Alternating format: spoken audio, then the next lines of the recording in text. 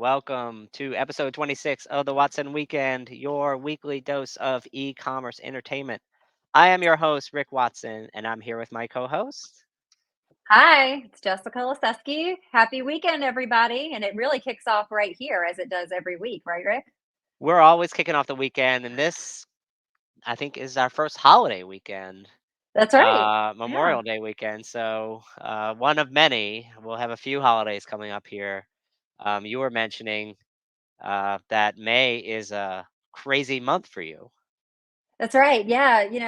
If you're not familiar, Maycember is essentially December's cousin, where it's Huh. crazy for different reasons, but essentially your schedule and your calendar is not your own. It has become your children's calendar, and you are doing field days and volunteering at school and end of year parties, and the list goes on. And basically, if you have a summer birthday, it's also great to make that birthday party in May. So, Right. the clock is ticking, Rick, and you have a lot to look forward to. I'm going to pass on my little handbook for you when I Florence gets do. the Yeah, stage. I'm looking forward to that handbook. This morning, my daughter started pushing, crawling a little bit. Her technique is Oh, to hold her arms and then push on her face. So that maybe is not the most nice. optimized technique, but that's the starting point. No, you know what? A little rug burn will just Right. clear that right up. Exactly. So I don't know if you know, we have some interesting facts about today that Yeah, I lay it on was that. prepared to run down. One is, well, it's not the Jamaican bobsled team, but in 1932, the USA has entered the two-man bobsled competition for the first time. All right. That's our first Pretty one. And then, momentous.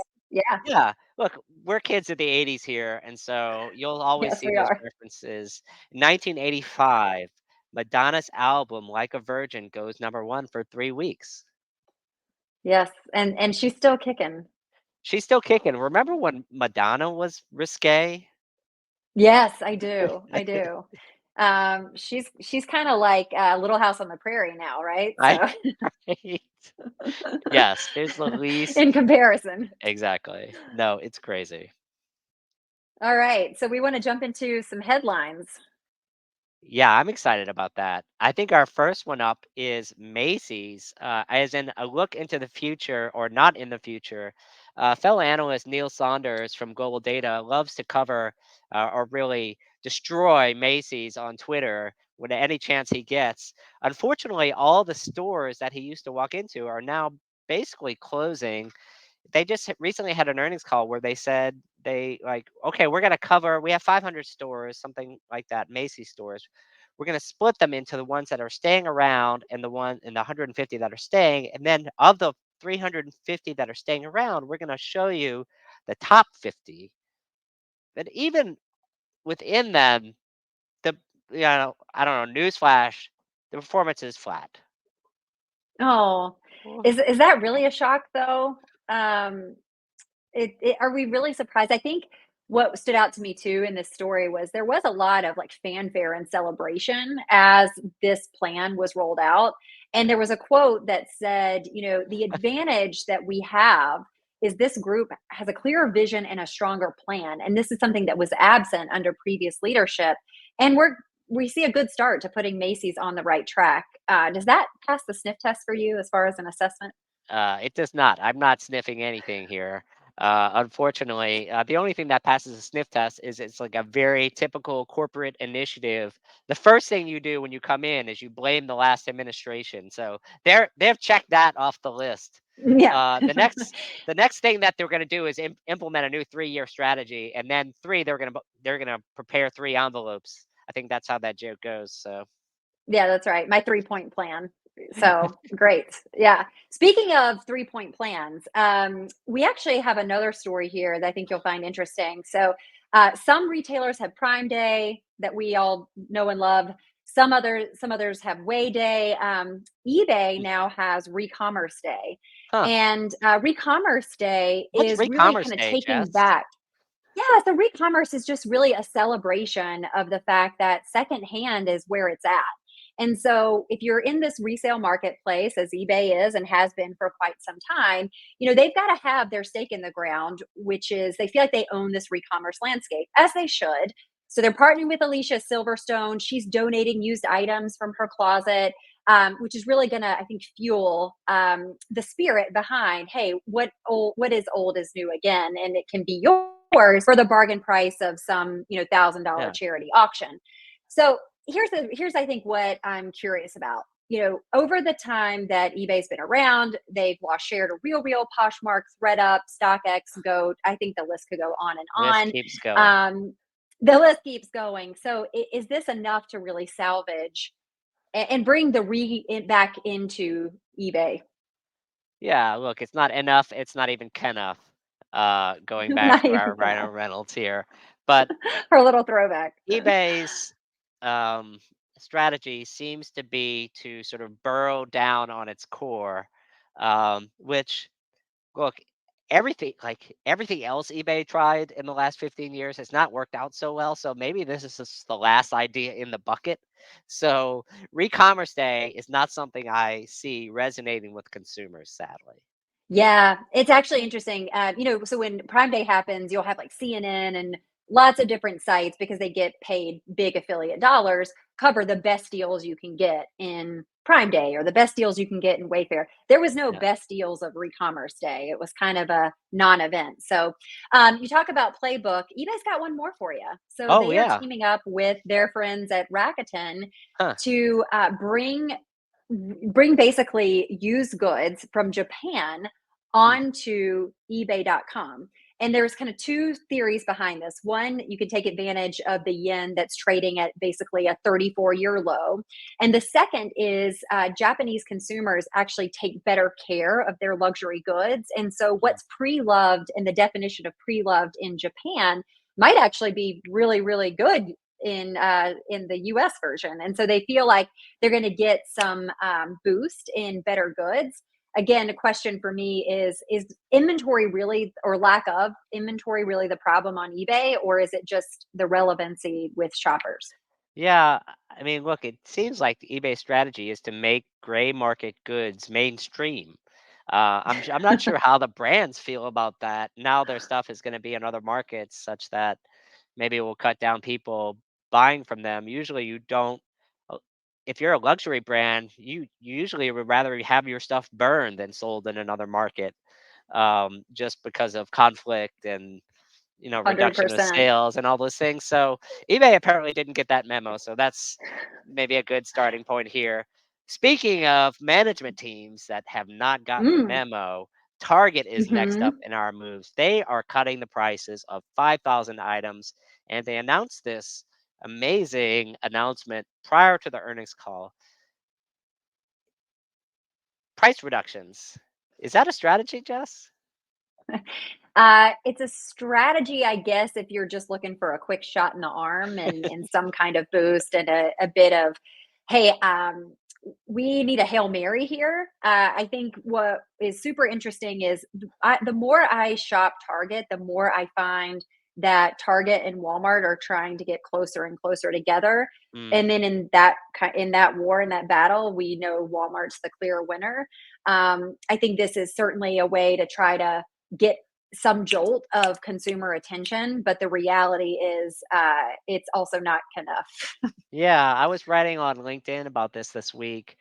Target management team seems to have lost the plot. Whereas in the last, what I can tell is that like if the world is not in an inflection point, and if it's like steady, if the situation is steady, Walmart's management team seems to know what to do, which is mostly Yep. ship more stuff from stores and add more own brands. That's the Target formula. Yep. But if Yep. we're in like this flux transition time, like pandemic, post bullwhip, Target management team just is so slow, and they're just like reaching for levers. And hold on, I think our producer put together a quick video Oh, inside the control room of Target earnings. oh, let's see.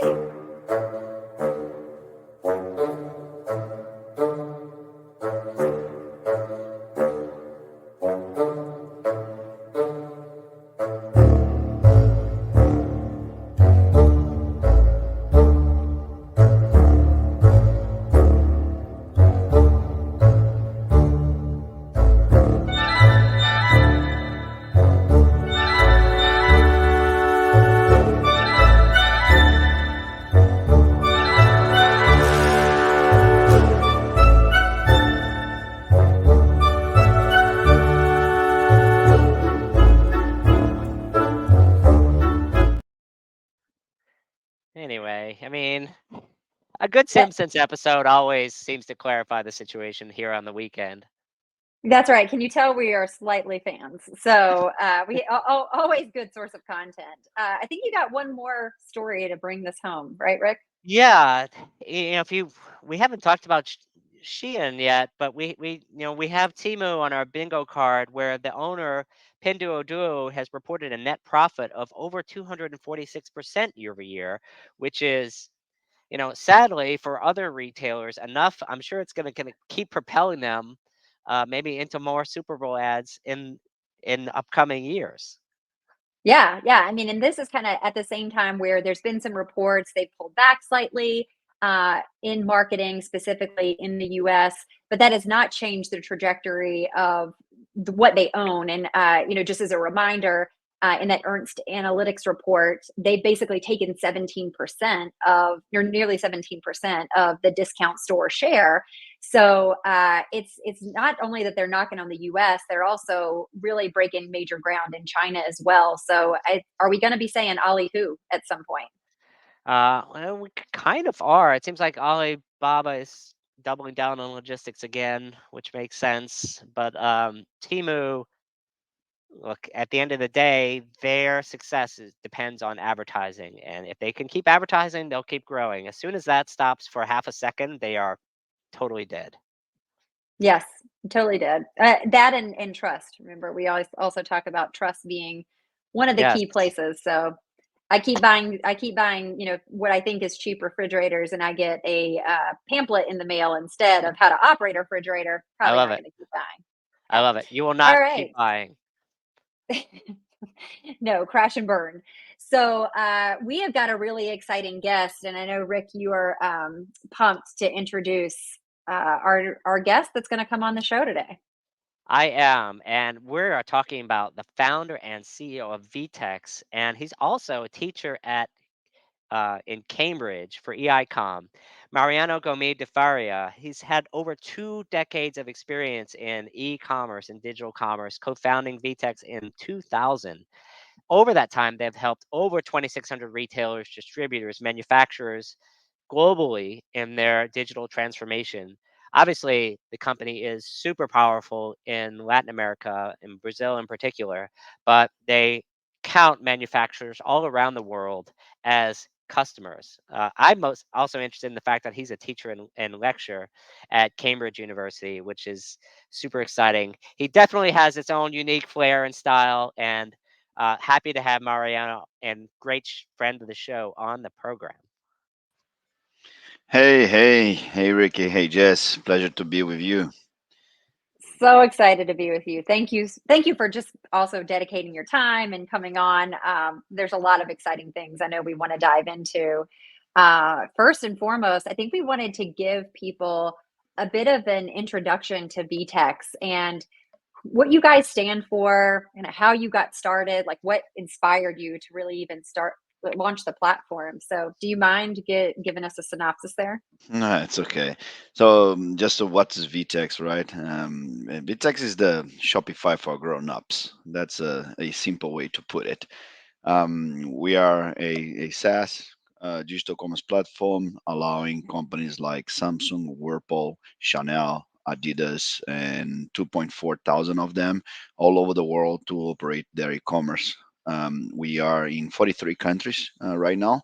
I'm based here in Scarsdale, New York, and we started this journey 24 years ago. I'm a mechanic engineering. I started in a bank, and I left the bank to be rich. I want to be rich.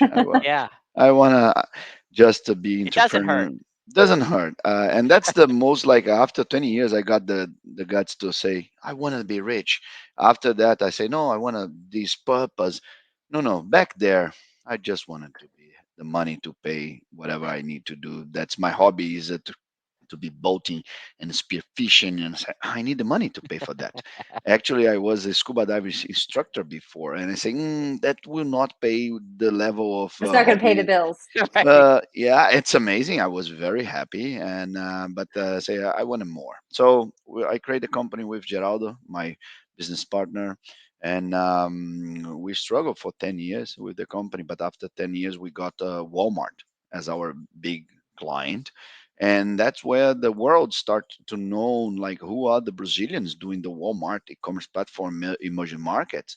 And then suddenly we came from 2010 to 2024, from one country to 43 countries, from five clients to 2.6 thousand clients in those 43 countries, and running the biggest organizations in the world. So we are appointed by IDC as the leader, by Gartner, the number one unified commerce, digital commerce platform. So pretty happy what we built. We are a public company, New York Stock Exchange, and keep building. That's who we are. That seems like a great start to the story. I think one of the things that you're being very modest about is sort of the culture of the company. It seems like a company culture unlike any other. We have look, every company has a conference. You know, it's almost like you guys have your own Mardi Gras uh, down in here relative to e-commerce. I'd love you to say a few words, and we're gonna actually we have a video, kind of a highlight reel of a U.S. delegation you hosted down there last year. So you're talking about VTEX Day, probably. Yeah. VTEX Day is Yeah. our biggest event. People in the US and Europe, when you talk about corporate events, we're talking about the 1,000, 2,000 in a boring room, like slides. VTEX Day started 14 years ago. Uh, and we reach a point last edition, where we reach a 20,000 people a day. So it's a kind Wow. of an NRF size event. Yeah. It's a 1 million square feet foot kind of event expo. So 250 sponsors, more than 280 speakers. So it's pretty impressive. What I'm really proud of my team, what they did, and that is also the way we can create the avenue for our talents. We put our employees, we invite them to co-produce the events. So Mm, 300 VTEXers are the ones behind the event, managing the parking lot, managing the entrance, managing every single aspect of it. So it's I'm pretty proud. Like when you see that energy there, people are coming all over the world to see that and say yeah. that's a different company. So yeah, Yeah. pretty proud. And we had Let's like a very big names there.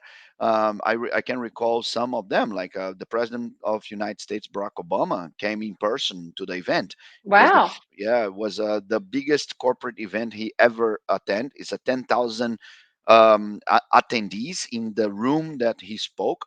So was incredible. wow. Was really amazing. That's exciting. I would love to I think this is a good break time to show a couple of highlights of the event, so we'll cue that up now.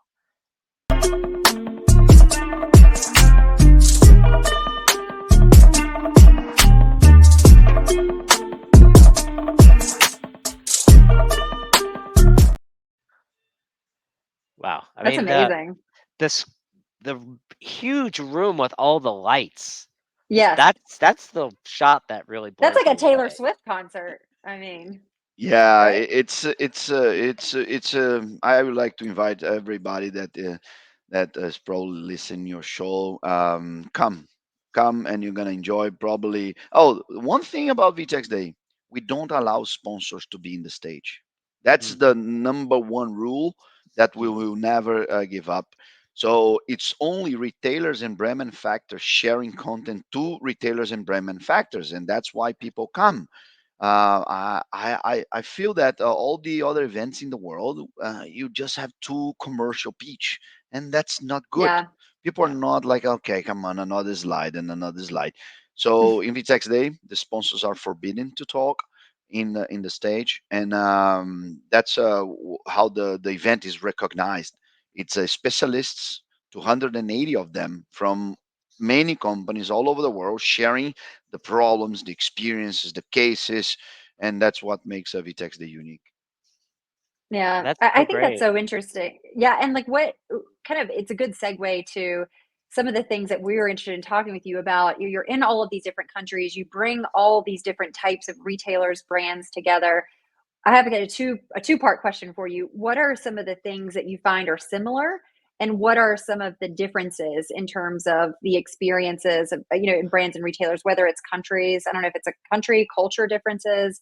What are some of those things that you're seeing as you bring all these different people together? So let's see these in the perspective of the high interest rate that we are, and probably we will be for some years ahead. Hmm.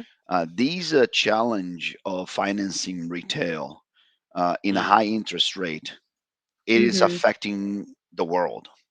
right. Yeah. And this is something for the US companies to just watch out, because the world is being financed, some countries, under a zero interest rate kind of cost, Hmm. like the Hmm. Chinese retail companies like Tamu, that Uh-huh. is Hmm. actually literally invading, that's the right term, invading United States. And if you compare the financing kind of level of the United States is a 10% today, so you cannot compete with this kind of a difference on financing the Yeah. world.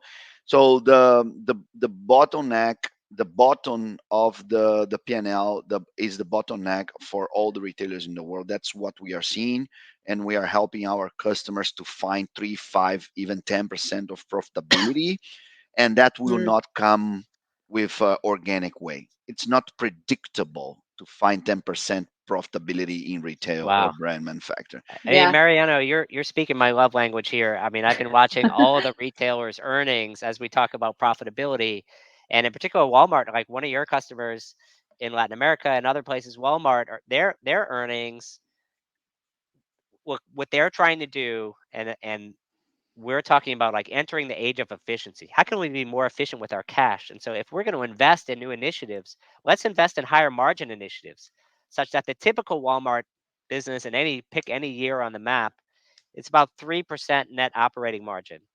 Now, a third of all their profit dollars are driven by activities that are at least 10 to 12% profit margin. Things like advertising, marketplace, fulfillment, data services. Retailers can't just be retailers anymore, can they? Yeah, you're definitely right, Ricky.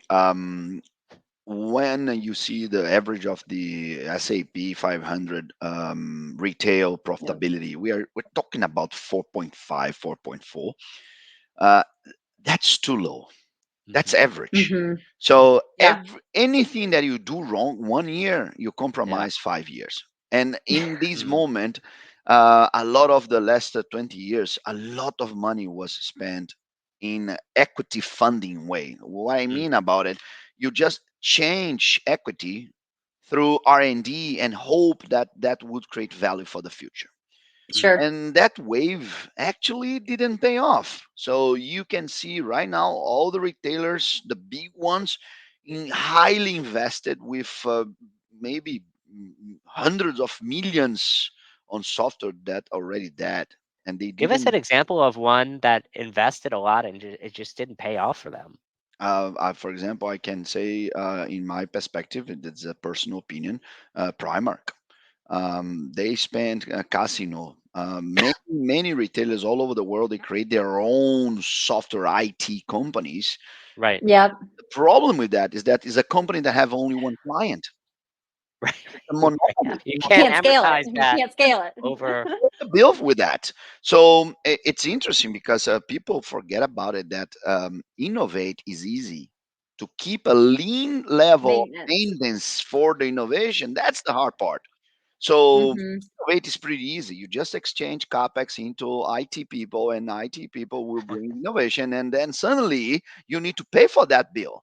I believe accountants will need to change the way they see innovation through R&D, because today IFRS or US GAAP allow companies to put innovation on 5 to 8 years. But Right. everybody knows that, everybody with a technical background knows that if you put money in one software 1 year, it's the same cost that you're going to have in the next year and the next year and the next year. So this is not capex, this is opex. and that's the Yeah. change the retailers needs to do on their balance sheet. They Mm, need to face the fact that IT is too expensive, and they need right. to choose their bets. So this is the, Yeah. you ask I me, think, like, the yeah. common mistakes or the common ground on the world on retail. That's the common ground. They need to be efficient. Yeah, I think efficiency is a good bet for it. A lot of retailers, unfortunately, when they looked around like 2010, 2011, they didn't see a platform that fit their needs. And so they started building. And once you start building, it's like Pringles. Like once you start, you can't stop. So Yeah. then they're like, oh, maybe we should build our own personalization solution. Maybe we should build our own marketplace. Maybe we should We're build so our own. unique. Yeah. We have Yeah. unique needs. I can bring Yeah. one case that's public. OBI is the biggest DIY in Germany. Okay, the last seven Yeah. years they spent millions creating their own platform, and they replatform, and they just understood that to operate they are around $9.5 billion operation, and guess how many people on IT to run the entire company? That's for me was a wow. How 400, many? 400, Wow. 400. And now they are in a level of profitability and pursuing efficiency that was not even imagined before. But they need to do a lot of trade-offs in their minds as a builders to be testers. Yeah. So the companies, the retailers that transform themselves from builders to testers will be the ones thriving in the world. And with that, I mean also the expansionism on territories Mm, to become global, to explore the assets they do have by being in America is the land to create brands. Everybody in the mm, world admire America. mm, And so the brands that are created here are not exploring their own assets mm. all over the world. And that's where we see a huge opportunity to just allow US companies to seamless to conquer the world through digital commerce, through digital activities. Yeah. And you mentioned that brands need to become global. And if you look at, there's a few different ways that happens now. I mean, they could go cross border. That's usually the starting point. It's like, is there demand? Let's fulfill that demand cross border because we don't have inventory in these new places yet. That's usually somewhat of step Yep. one. And then you can start establishing entities. But then some people, instead of establishing entities, they license out their brand to other operators in different parts of the world. Does that dilute the brand? I know it's been very popular in the past, but does it help or hurt the brand going forward? Yeah, let me bring one example. Let's say a well-known fight between Adidas and Nike. Like it's a Netflix series that we can follow Right. in our lifetime. Um, and I believe Nike is doing better than Adidas. The number shows that, and why? Nike was bold enough to Yeah. renounce the distribution model they had before with franchisees and licensees, and they are operating themselves. Nike understood after the success of Apple, that's a global brand. Um, Nike understood that if you don't own the experience, Mm, actually you don't own the brand. You can make money with your asset, mm, that's a logo, but you don't own the brand. And brand is not anymore made on the acquisition part of the business. Brand, it is in the customer service part of the business. So if you don't own the experience, you don't own the ability to create brand. So Nike did a big bet on that. I can recall, for example, other example in US, Lusotica, they are mm, buying back the licenses of their franchises to mm, operate themselves the stores.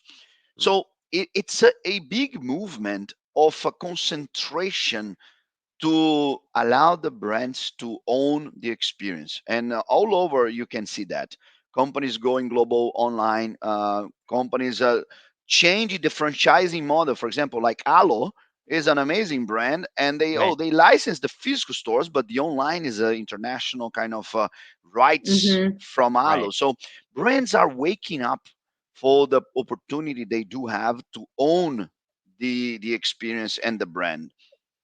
Do you, from what you see too, with we talked about Temu, we've talked about Shein on the show. There's lots of brands. Is there space for more brands, or do you see more consolidation happening in the future? So yes, we were in the denial phase. When China started to trade and sell cheap toys to US, everybody said, no, that's only cheap toys. And suddenly they started to build iPhones. And suddenly, a vice president of VTEX here in New York, they bought from Apple.com and received a Shanghai delivery. So Apple is delivering to the US from a Shanghai fulfillment facility. That's the picture of what means a brand. Doesn't matter where you do have sourcing or SKUs in the world, Yeah, you should have one global inventory availability zone, and you're gonna serve the world where you do have the products. And you Mm, can say then the other excuse was, oh, but it's like 40 days delivery cost. Come on, that's if you changed. it changed. You Yeah. yeah, can order today from China in 7 days. Is in your home if you are in Oshkosh, in the middle of the United States. So there is no excuse anymore to denial the competitiveness of the Chinese trade power, yeah, and we should face it. It is a recreation of the Cold War, Mm, and we need to face that. And United States has the chance to control the narrative on that for Europe, Latin America, the Western world. So it's going to be very fun years ahead of us. It's not only a company against company anymore.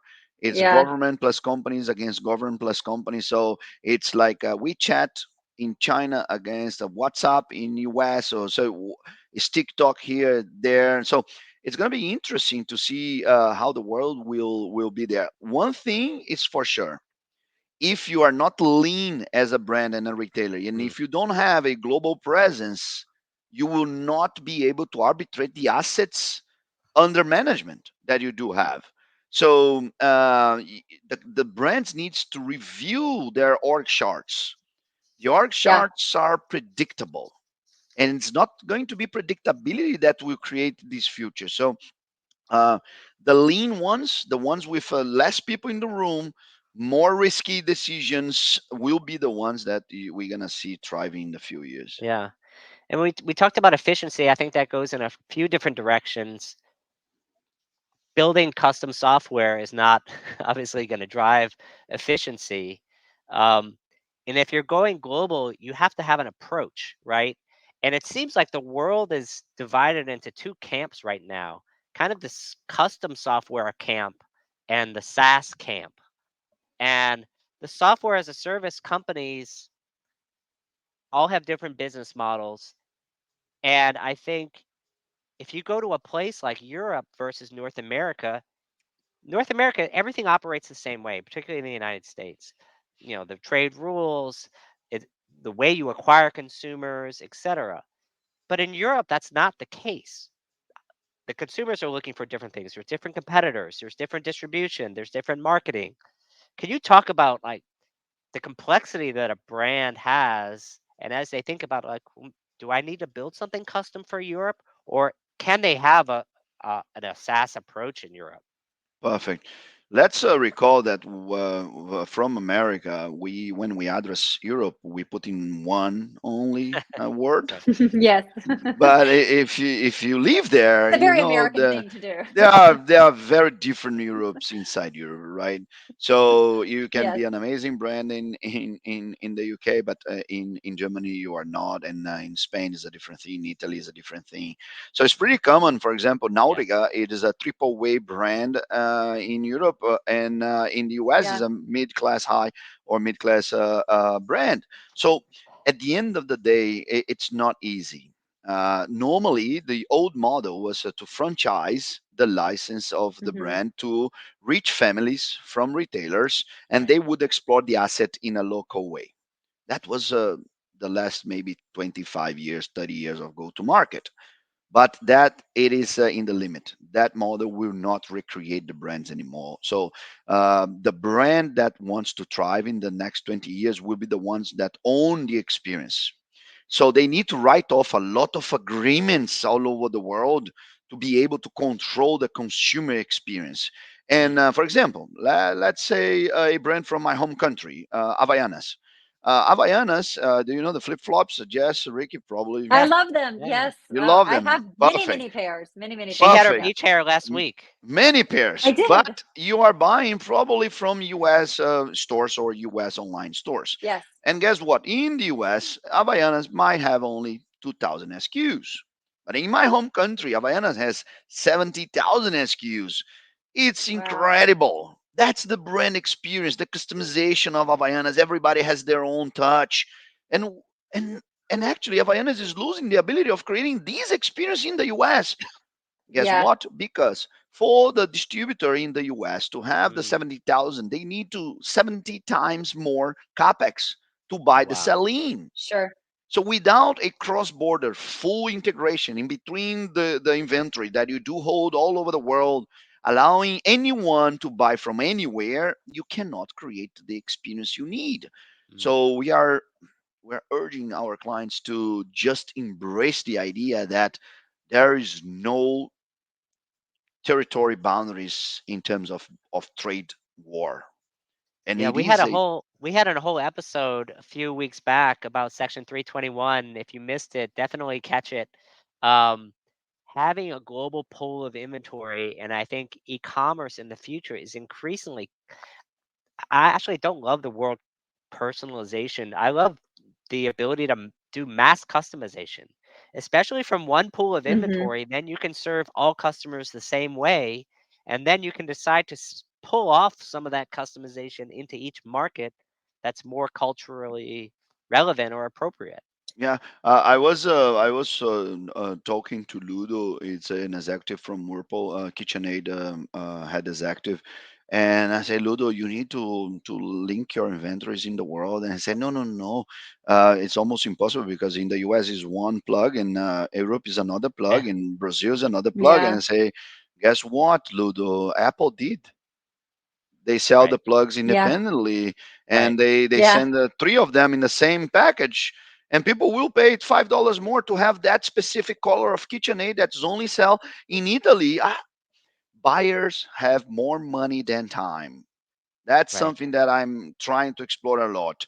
Buyers have more money than time, and they do. So they will go for the long tail. They will go for the curation.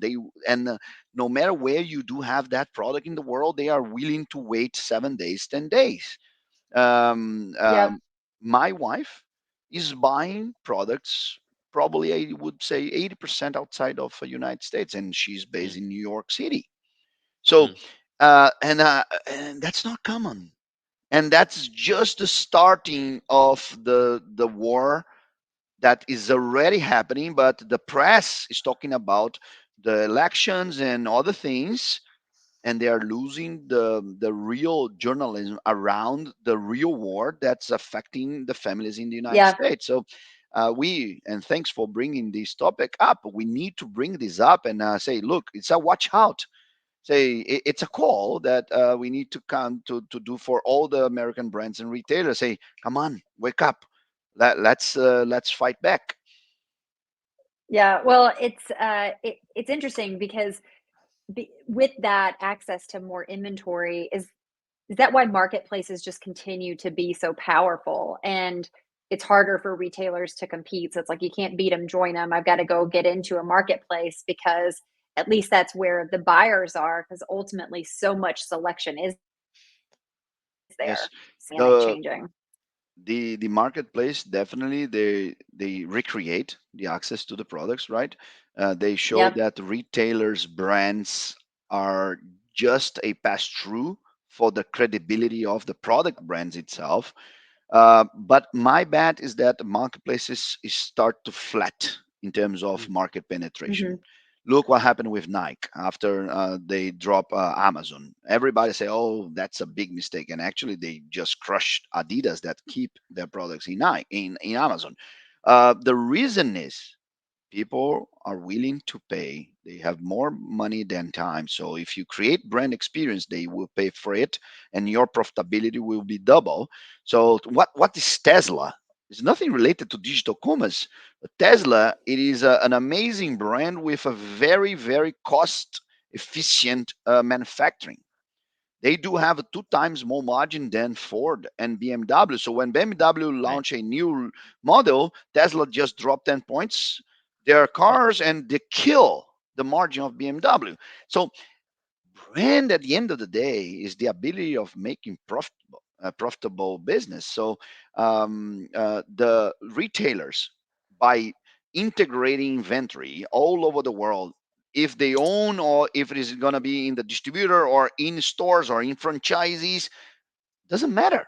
But if a brand can integrate the inventory in the world and make it available to the world, they will at least minimize the cash necessity to finance the inventory in a 30%. In a 30% less cash necessity, we are talking right now in a 2% bottom line. 2% bottom line, as we spoke before, it might It's be huge. 40% of the profitability. Yeah. Right. So, Instantly. and people are thinking, why should I do it? Like the executives in America, in Europe, they didn't push the red button yet, and I believe they need. So there is a emergency call to be pushed. You saw, for example, Bed Bath and Beyond. You saw like many others, not Yeah. not ending well. The reason is that the org charts are too heavy. They Oh, are Right. just too heavy. Yeah. And So yep. Target, I think Target in their earnings, they just recently had all sorts of issues because their pricing is out of step. The organization is not moving fast enough. Look, I think you're sounding a warning bell for retailers around the world. Own your experience. I'm trying to like come up with the takeaways for everyone here. One, inventory, customizable, global to your consumers. Owning the experience. Don't outsource your experience. If you outsource your experience, you outsource your brand. last message on this, on my academic kind of life. As you mentioned, I am a teacher at Acon.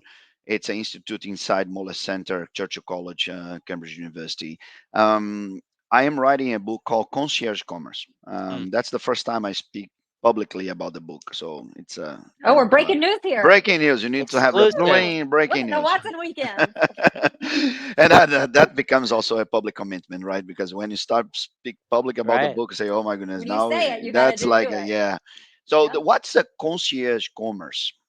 It is the missing link that can increase by a gap the efficiency of the online operation. It is the assets Mm, that you do have in your physical stores, the sales reps. So take Jess and Ricky, an example of a one sales rep that works 7 hours a day. With client, they are 1 hour a day. So mm. 6 hours a day, Yeah. What do it's they a do? Yep. OSHO's Stocking asset shelves. that you already Yeah. paid. That Yeah. asset can work for your brand in a concierge way, engaging clients, answering online clients, and that's serves for B2B and B2C. So bringing the sales rep to be the or to eliminate the missing link in between the online and offline, the Mm, sales rep is what can create that bridge, and that's the concierge. Everybody wants someone to create the search for them. It's much easier to send a message to someone and say, I need that kind of product, please do the survey, and I'm going to wait for 2 3 links and then I'm going to buy for it. I do have these Garmin that I tried to buy. I went to oh Amazon, wow. and I put like Garmin spearfishing. They gave me 48 items, and I say, I don't have the time for that.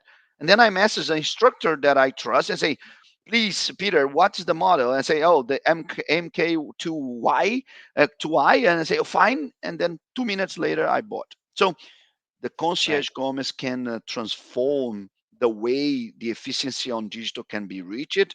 And with that, the American brands can reach the world. So that's where my mind is right now and for the next maybe 5 months.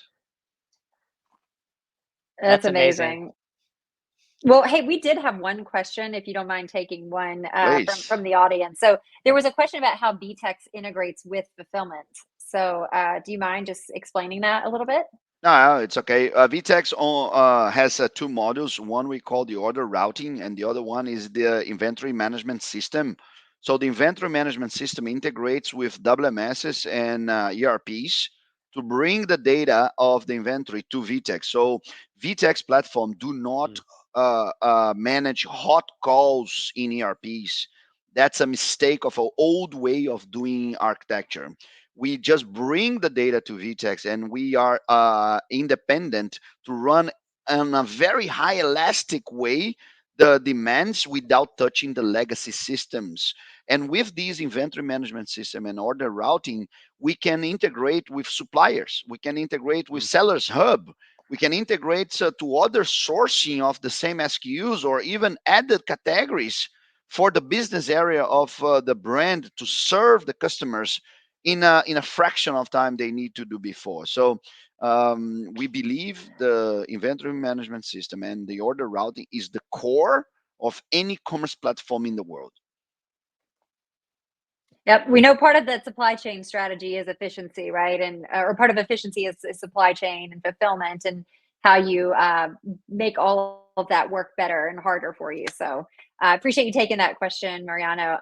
So we're going to go to, I think, the happiness index and talk about what's making consumers happy these days or not happy these days. And I hope that you'll stay on and you'll be dancing with us to show us some of those moves that you guys throw out at VTEX Day. All right, so First I'll of make all, this quick and snappy. Yeah, yeah, yeah. and congrats for the show. I love to be here, and Oh, thank you. anytime I'm a big fan. Thanks so much. We Well, hey, really we love appreciate having you you. coming on. Yeah, amazing. So we'll make this pretty quick. We haven't had a happiness index lately, so we wanted to just give you an update of where things are at. For the first time since the past 3 months, we've had a retreat of about 13%. So that was after very little change. It's pretty statistically significant in the fact that it brings sentiment to its lowest level in about 6 months. And a Mm, lot of it has to do with what we know that we've been talking about on the show. There's worries about inflation, unemployment, and interest rates. They're all moving in the wrong direction as we look ahead. And that's mm. from the perspective of the consumers. We've also got some insight of where people are cutting back. We're going to throw up this chart because I think it's pretty interesting. 44%, really nearly 45% of people are saying they're going to be cutting back from food away from the home. So that's Mm. why we're probably seeing response of Burger King, our friends at Wendy's, our friends at McDonald's, putting out Starbucks. some of their deals and discounts. Our Starbucks, yeah, lots of people trying to get and fire up that activity. Clothing and fashion, entertainment, all those in the 30s. Something that's, I think, also surprising, vacations. So vacations have been one of those pandemic, um, revenge spending activities, but we're starting to see pull back. And you heard that actually in some of the earnings from Expedia Group, where VRBO is starting to soften a little bit. So that's something to watch. People still holding on to their alcohol, so only 16% of that cutting back. So if you get a drink away your worries, I guess. So this will be something that we'll watch over time, and we'll see if we have any other trends or changes. And kind of like the last bit of news, we'll see if this makes consumers happy in the future. If you guys haven't heard, Live Nation's being challenged by the DOJ because nothing sets off Congress to work faster than disappointing the hopes and dreams of their children or grandchildren. So after that Taylor Swift ticket fiasco in 2022, those guys got called to the hill pretty quickly. They might be taking that front parking spot from Mark Zuckerberg. And really, kind of the story here is that there's a challenge with Live Nation being a monopoly. So, with holding 60% of concert promotions at the venues, 80% of major concert venues ticketing, I think is it time for this group to be broken up? And Rick and Mariano, curious what your thoughts are. Yeah, I think the answer is 100% yes. You can't disappoint the Taylor Swift fans. And I think if you're talking about Congress, we're talking about great grandchildren. at this point. Oh my God, you're so right. We are. We're talking about the legacies, right? So yeah, it'll be interesting. Live Nation's response is like, "Hey, we're only throwing like 1.4% profit to the bottom line, so that's not a monopoly. Yeah, Maybe they're storing that cash somewhere else in the couch cushions." my take on that, I remember when Microsoft was delivering bottom lines amazingly for 10, 15 years and the stocks were stuck. And then Satya came and did the write-off for Windows, move Bill Gates, Steve Ballmer out and recreate the company. And the company was, I believe, 200 billion. Now is 2 trillion plus. So Yeah. it's those industries, they need a leapfrog. Yeah, I would like to invite your audience to understand a little bit more about Rock and Rio. It's the biggest music festival in the world, and it's happening in Portugal, in Rio, in São Paulo, and it's just another level of experience. And so I invite Live Nations as well to come there and like let's see Ah, what's happening in the see how world. it's done. Yes, let's yeah. understand that the source of truth, it's not America anymore for many of the markets we are in. Yeah. And that's a brutal message. So we need to reinforce America, our region, to come and go visit the world. I'm going Monday to China. I'm going to Turkey. I'm just go there and see there what's happening. Retail is being reinvented in the world, and we just need to go there and see what's happening. Yeah, so these are some amazing final words of wisdom. I think, in summary to what Rick said, two add-ons. Check your org chart at the door. Let's get some of the bloat out, number one. Number two, get out and see the world and take some other pages out of a playbook, because this one isn't the only one where it's Yes. at. So that's amazing, Mariano. I think you have given us so much food for thought heading into this weekend. I found this conversation fascinating. I could probably talk to you for several more hours, because we haven't even gotten to the boating, the spearfishing, and I bet you have Yeah. amazing stories out of that. So thank you so much for being here, and we'd love to have you back. My pleasure. Thanks so much. We appreciate you having All on. right. And yeah, I think this is going to kick us into the dance party. And Yeah, let's see the moves. Rio, they have nothing on us here on the weekend. That's right.